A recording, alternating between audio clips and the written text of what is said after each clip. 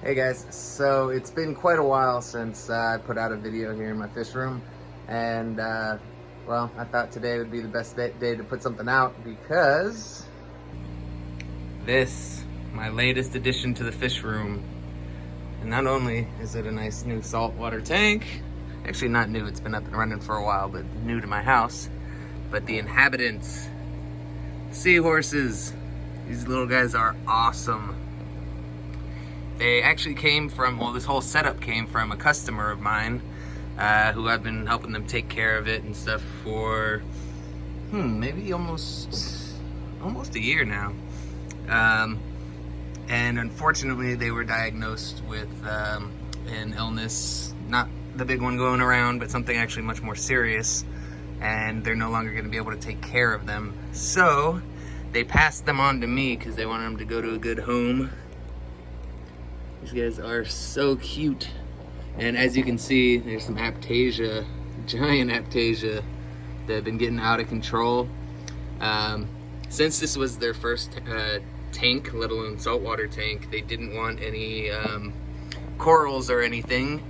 And also, since I was pretty much the only one taking care of the tank, it was getting really dirty really fast, and you know, wouldn't be able to have nice corals or anything. But now that it's in my possession, I'm going to get rid of these aptasia and add in some corals.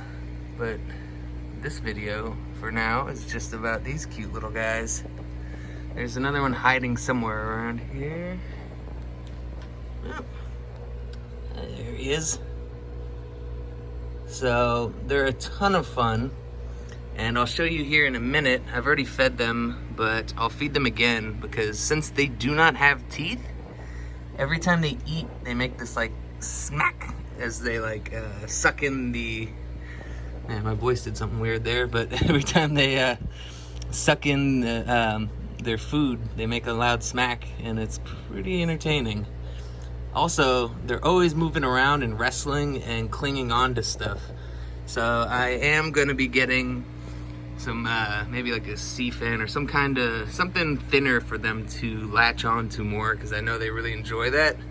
We originally had a fake plant in here that they love clinging on to, but as you guys know, I like my tanks to be all natural. And yeah, I'll do a little feeding, and also I'm gonna hide that heater and get a better looking thermometer. So although they do readily take frozen food and even some dried food, I prefer to feed live brine. It's one of the healthiest, and also it keeps the tank really clean. Every time I'd come over to clean when this was a customer's tank, I'd always bring a bunch of these to try and keep the tank looking good for longer. Let's see, drop some in. Right away, even though they just ate, they're ready to eat more. Let's see, the smacks can sometimes be hard to pick up on camera.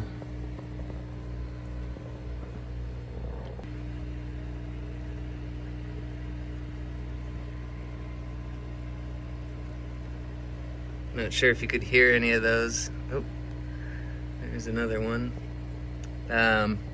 It especially gets really loud if there's any up near the surface when they smack at it up there. Oh, there was one. So enough of that. Here, let me tell you a little bit about keeping these guys as pets. So basically, unfortunately, I was not in the store when these customers bought this tank, which I would have recommended something larger. I would have recommended something probably double this size, especially if you're not trying to change water like all the time, as these guys are very messy eaters. Like I said, they don't have teeth, so they just kind of suck in food, but they'll miss a lot, especially if you're not feeding live food. If you're feeding frozen, there's gonna be a lot that's gonna fall down to the floor and get stuck in the corners. One way to help with that, I don't know if I can find him, but God, there's so many aptasia in here. There is a goby somewhere in here who's supposed to be cleaning up after them. He was out and about this morning when I turned the light on. But And there's a few other ways you can try and clean up after them with little cleanup crews. There's also some nefarious snails in here. But they are messy, and if you want to keep it clean, live food is definitely the best way to go. So again, tank size, this here is a BioCube 16 gallon.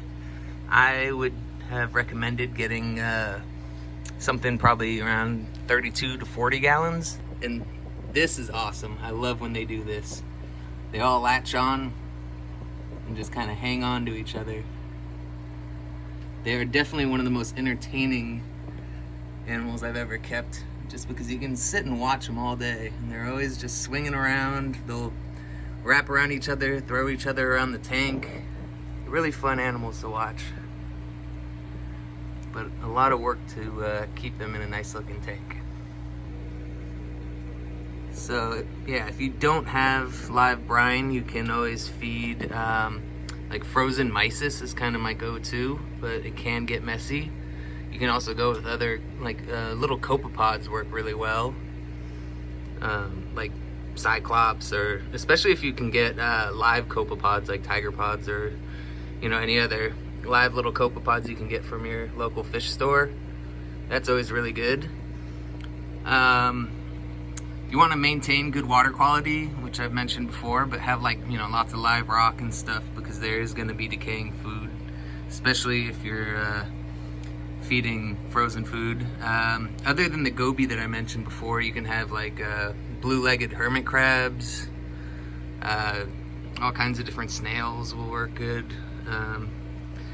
For the pH, you want to keep it around 8.0 to 8.3. Crushed coral and stuff like that will help. If you have a crushed coral bottom, or like I have sand in here, you normally keep the salinity around 1.024. As for the temperature, they like it slightly cooler normally, around 74 to 76 degrees rather than 78, which many tropical fish like. So I'm actually probably going to pull this heater all the way out of here, because given the heat that my whole fish room normally maintains, my other saltwater tank over there doesn't have a heater and does just fine. So I'm going to keep an eye on this, keep measuring the temperature, because I literally just moved this over here to, yesterday. So this is their first full day in my fish room. And after work, I'm going to come home with some Aptasia X to get rid of all these big old Aptasia. Yeah, so other than that, these guys are captive bred, which is what you want to look for when getting seahorses. Wild caught are not very good at adjusting to being in tanks, and also the chances of breeding wild caught is very low. The tank raised are gonna be much happier, and will adjust to feeding on like non-live foods a lot quicker.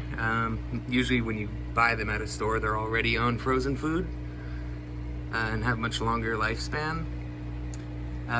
Something to look for is their eyes, if they're healthy, are always going to be moving around. You can see they're always looking for something, always looking for food. That's a good sign. And if they're curled up down in the sand or something, that's not a good sign. Or if they're always hanging upside down, that's not a good sign.